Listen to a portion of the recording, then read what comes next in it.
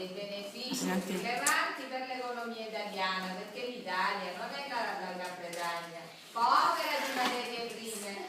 Quindi Fatico, scoram. che si volesse illudere Non ti importa di niente. poteva provvedere al sostentamento di un paese senza dipendere dall'estero non fa altro che impoverire la produzione nazionale.